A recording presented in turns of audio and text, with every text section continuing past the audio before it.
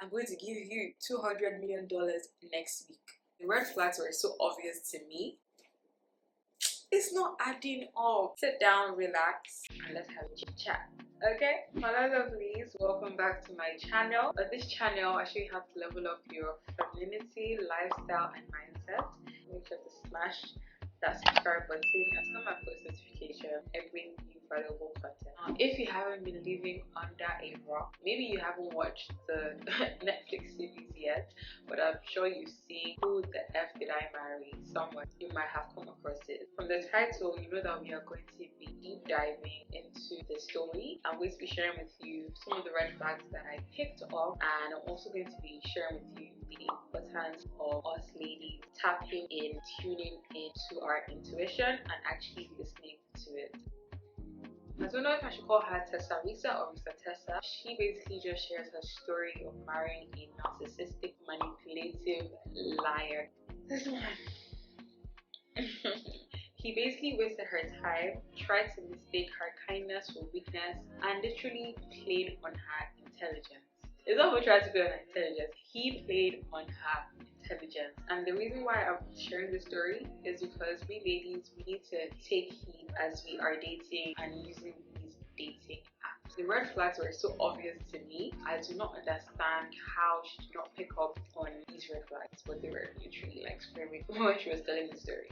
I can understand that, you know, sometimes you might not be so clear on certain things, especially if you're the one in the situation, but I just feel like there were just a few things that she could have picked up on. Alright, so the first red flag was the fact that this guy had two different names on different dating platforms. So she had seen him on one dating platform and another dating platform, and he had two different names. I don't know what else could be the sign from the universe that this guy is a no-go, but for some reason she did not pick up on it. In the world of catfishing, you should know that this man may not be who he presents himself to be. So that means he has two different identities. The second red flag, he was talking to his siblings every day.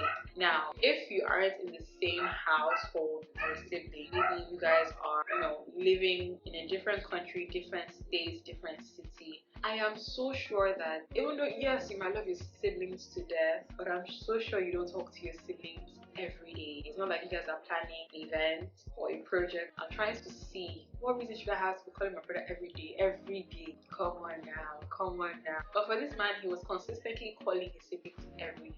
And I felt like he was doing this to try and seem like he was close to his siblings. I thought this was very strange that he didn't even introduce any of his siblings to the lady, and neither did she even take her time to try and connect with them in person to verify who these people are. If we're dating and we're serious, we're trying to get married, we're trying to do all these things, why haven't I met your family? It's not making sense. So that was the second red flag for me. The third red flag that I noticed, I was talking about buying a house within the first few weeks of dating.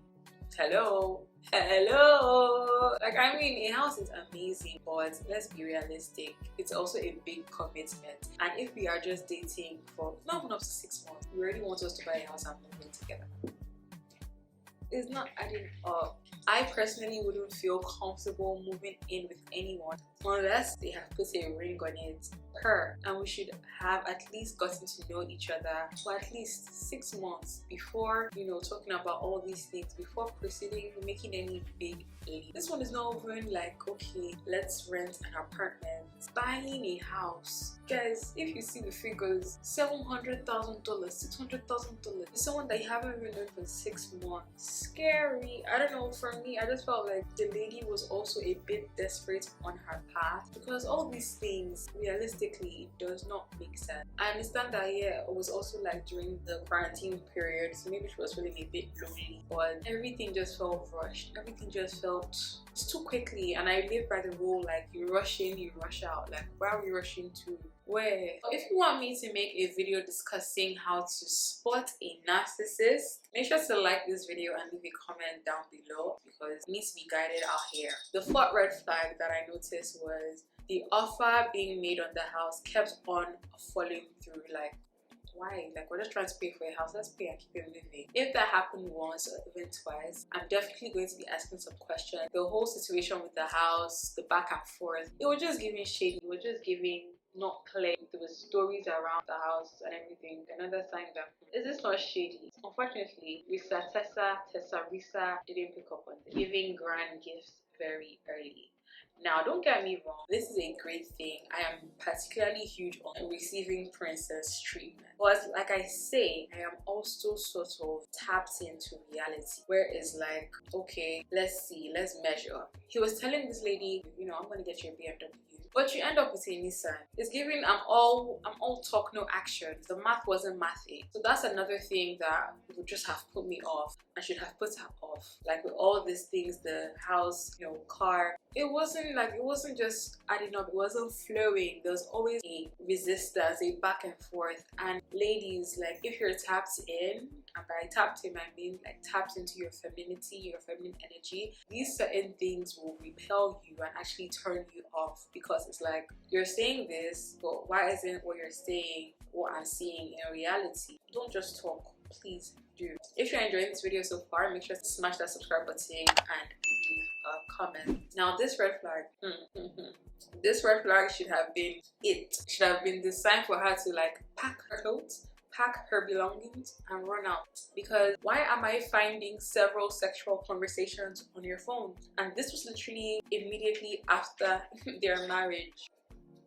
It should have been the nail on the coffin in my own opinion. He was having conversations with different women, and you find out in these sexual conversations with these women, he's presenting to you someone different. It's not who she knows, it was someone totally different. That should have been her biggest sign, that he's not who he's been presenting to be, and she needed to run. For me, if something like that happened, I'd have clicked that with the first instance of you having two different identities on your profile. I wouldn't have went to this stage, to be honest, because that first one of you having two different names, that would have just been an ick for me. She actually confronted him about it, and he said that he was just playing, he wasn't being serious, it doesn't mean anything, yada yada. For some reason, she went on another 6 months trying to figure out who he was before actually filing for a divorce. In my opinion, she definitely didn't have the feminine confidence or education, you know, to fully recognize the signs and walk away, because that's the only reason that is making sense to me for her to have been in this situation for as long as she was in. The lesson here is when we tend to lean more into our masculine, we literally try to make logic where there isn't any logic. We're trying to add up things that don't add up, and it is so important to tune into our intuition when dealing with men. This is what is going to literally help us as much as possible, because when we're dealing with men and you're operating from your masculine, you're literally going to be masculine. But if you're operating from your feminine and you're tapped into your feminine, it's feminine masculine, and then you know if the masculine is bringing anything to the feminine. If the feminine doesn't see these things to be up to par and she sees these red flags, she's definitely going to walk away. The feminine doesn't want anything that isn't flowing. All the things that this man did were not flowing and making sense. It's very important that we are majority of the time in our feminine, and we are also tapped in and in tune with our intuition. What even is intuition? I believe that intuition is the ability for us to understand something instinctively without the need for conscious reasoning. And the reason why I say this is your instinct is literally natural. I don't know if I should say it's divine, but it's natural. I'm sure you've had situations where your instincts, your intuition was telling you something and you decided not to listen to it. The end situation wasn't as fantastic because